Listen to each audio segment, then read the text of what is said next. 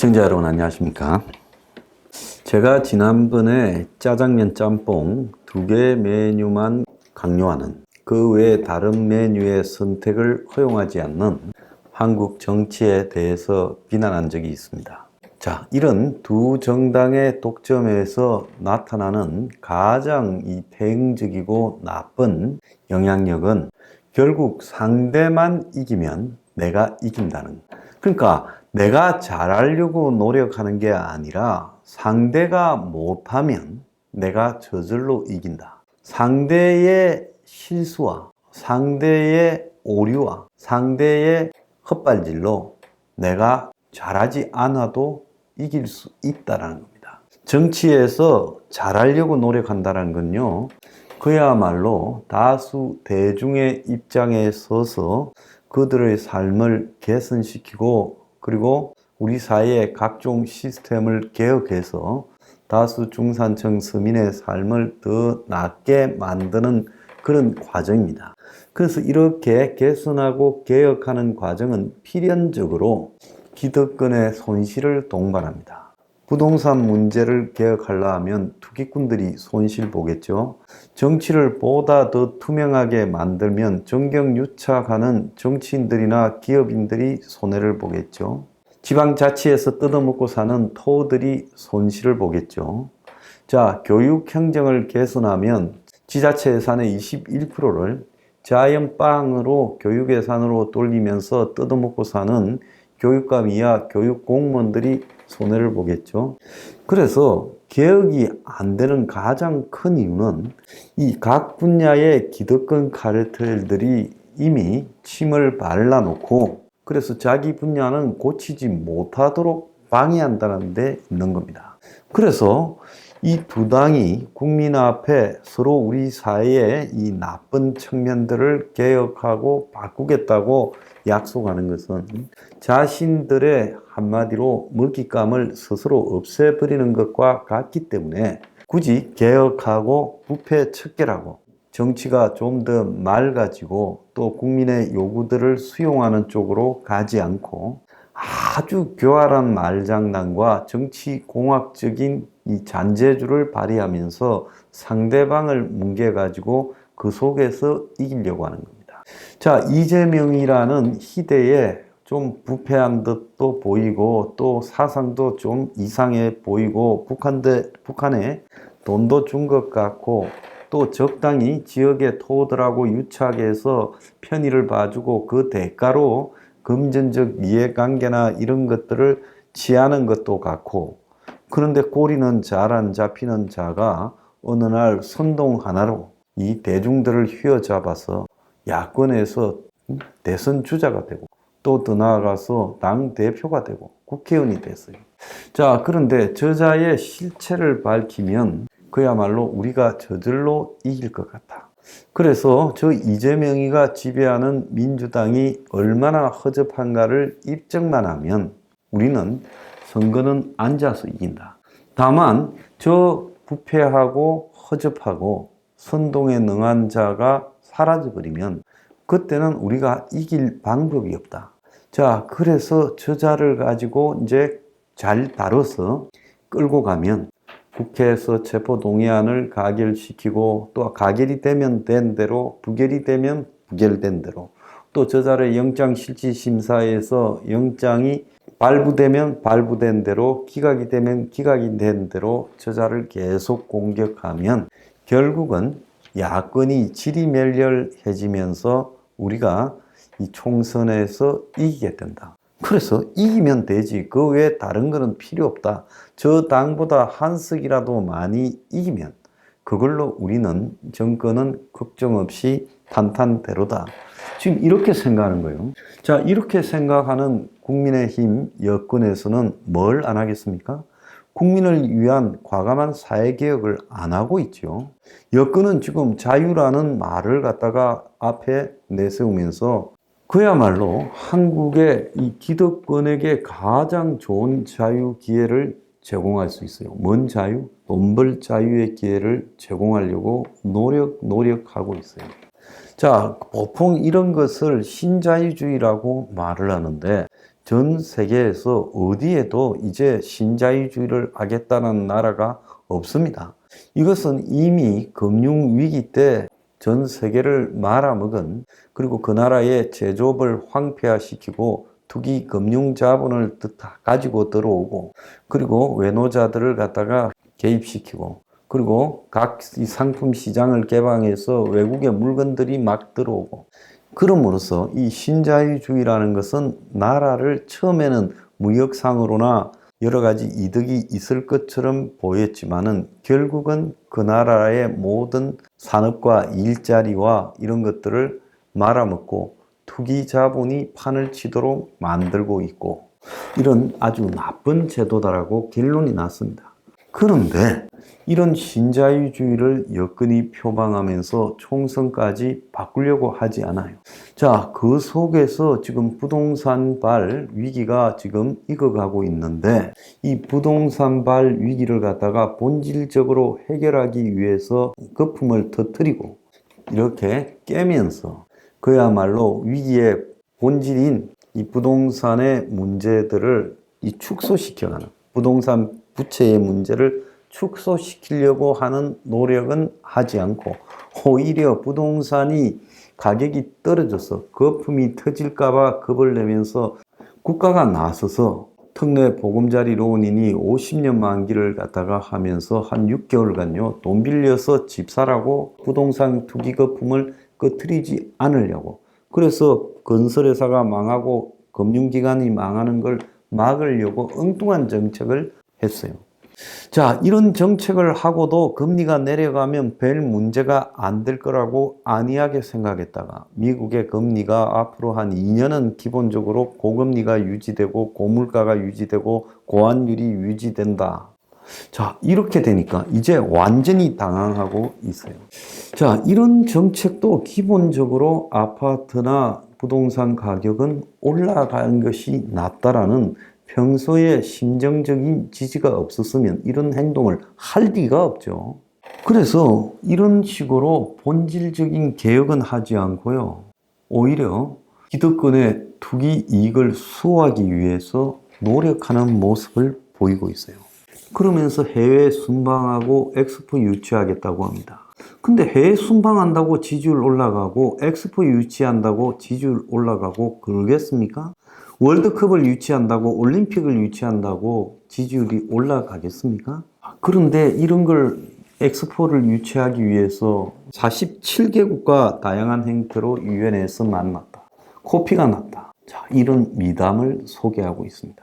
다른 한편으로는요, 총선을 앞두고 대법원장이나 장관들을 임명할 때 그야말로 윤 정권의 이 공직자 임명의 기준은 이렇게 높구나 해야 될 건데, 죄다 돈이 엄청나게 많은 사람들, 어디서 골라도 돈 많은 사람을 몽땅 골라가지고 국민 앞에 대법원장, 장관이라고 던져주고 있어요. 자, 이런 걸 바라보는 국민들이 아무 생각이 없겠습니까? 자, 그러면서 지금 당은 완전히 윤직할 정당이 되었고 당에서는 비주류가 거의 없습니다. 그런데 이걸 더 강화시키기 위해서 당의 요청으로 용산에 있는 비서관 행정관들을 한 40여 명을 차출하고, 정부에서도 한동훈, 원희룡, 추경호, 박민식, 이복현 이런 장관급 관료들을 차출해서 당에 출마시키겠다라는 이야기도 지금 나오고 있어요. 모양만 당의 요청이지 이건 윤의 뜻이겠죠. 이뿐입니까? 검사들 중에서도 수십 명을 차출한다는 거예요. 그러니까 용산대에서 뽑혀 나올 출마자들, 그리고 내각에서 뽑혀 나올 출마자들, 검찰 출신에서 뽑혀 나올 출마자들 전부 다 윤에게 충성을 바치는 충성맨들로 배치하겠다는 거예요. 다 좋아요. 그런데 이렇게 해서 총선을 이길 수 있겠습니까? 총선에 이기려면 윤 정권이 지금까지 윤 정권의 이 색깔과는 완전히 다른, 그야말로 우리 사회의 다양한 중산층과 서민들을 대표하는 사람들을 파격적으로 영입해서 정책 전환을 과감하게 하려는구나, 이걸 보여야 이기지 않겠습니까? 자, 그런데 또 다른 한편으로 지금 강서구청장 보궐선거가 치러지고 있어요. 그런데 지금까지 나온 모든 여론조사에서 야당 후보가 이기는 걸로 나오고 시간이 가면 갈수록 차이가 더 벌어지는 거에 나와요. 최근에는 이제 평소 취급도 안 하고 처박아둔 안철수와 나경원이 와서 강서구청장 김태우 후보를 도와라고 했다라는 말도 들려요. 안철수하고 나경원이 돕는다고 강서구청장 선거가 이기겠습니까? 원래 강서구라는 것은 아주 희귀한 사례 한 두어 번 빼놓고는 저건 민주당의 텃밭이에요. 그래서 절대적으로 민주당이 우월한데 지난번 지방선거에서 김태우가 한 2% 차로 된 것은요, 야당의 분열에 기했던 겁니다.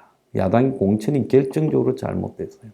자, 그런데 저걸 갖다가 다시 김태우 때문에 뭐 억울했을 걸로 봅니다만은 날라간 김태우가 날라가서 다시 치러지는 공천에 대법원까지 가서 유죄가 확정된 김태우를 특별 사면해서 다시 그 선거에 내보냅니다.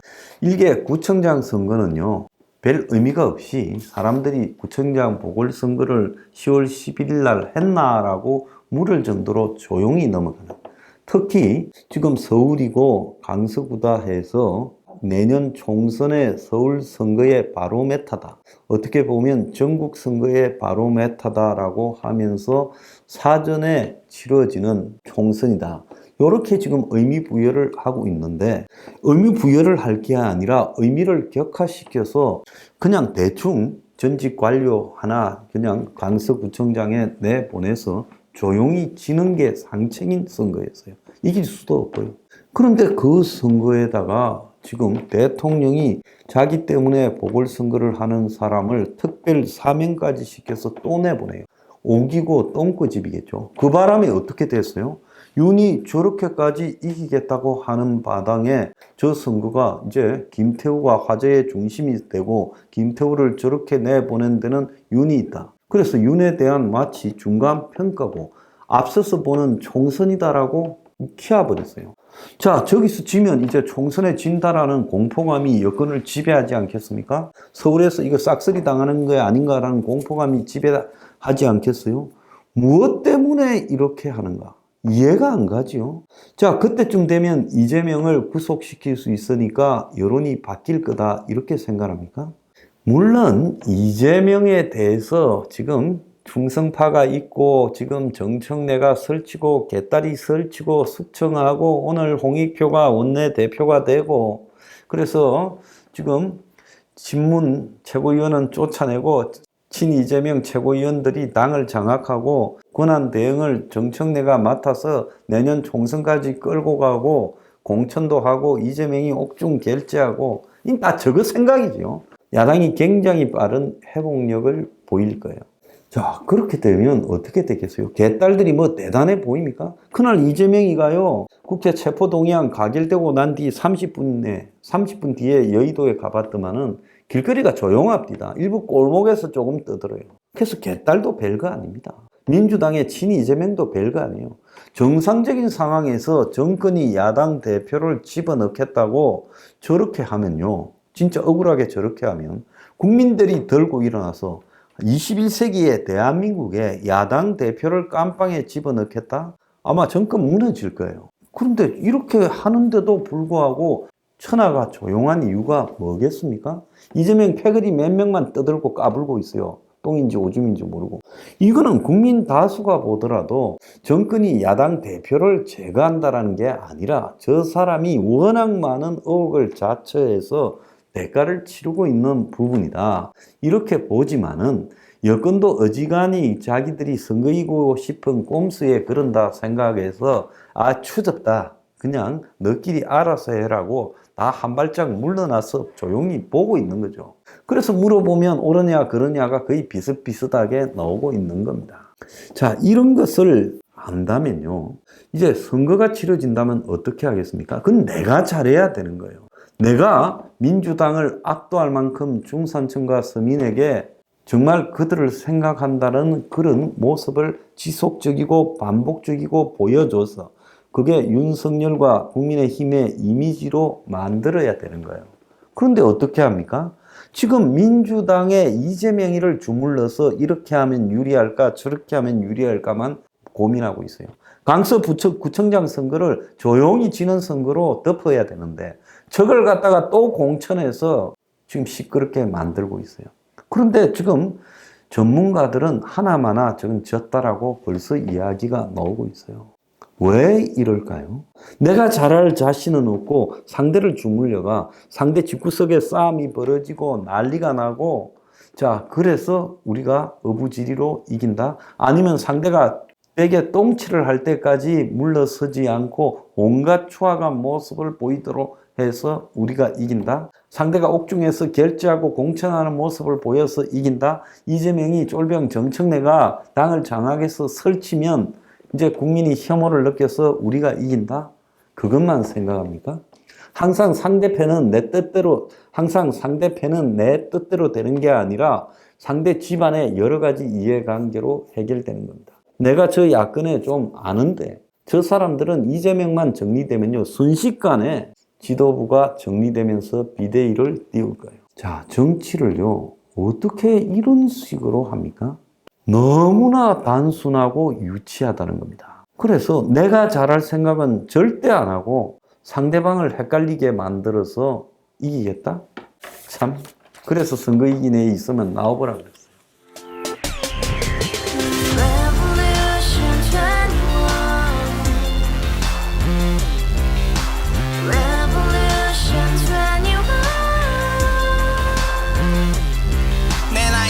월세 30 코인빚만 300 서울에 온 지 벌써 10년 아둥바둥 버텼지만 여전히 난 반지 하에 제왕 곰팡이 연문제약 내비랭 깡통망통 완전히 폭망 90원 창문만큼 작아진 내 꿈 연애 결혼 내 집 모든 게 헛꿈 1년 전 떠난 여친 울며 말했지 같이 써봤자 평생 가본 게 꼭꼭꼭라지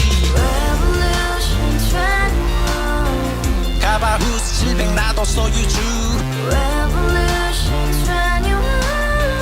가바후스 700 나의 소유주 택시기사 우라부지 마트캐셔 울어무니 우리 집안 다 털어봤자 후줄 그래 개선민 내 미래 거기서 팍 끝난 거지 팍 더 이상 노력 따윈 괴물이 스펙 찾아 싼말리 비오는 날 알바 잘려 맨날 학원 날 개쳐 발려 밤비 내리는 양화대교 홀로 걷고 있을 때 현수막에 아로 새겨진 평당 700짜리 아파트 다같이 소리 질러 혁명 21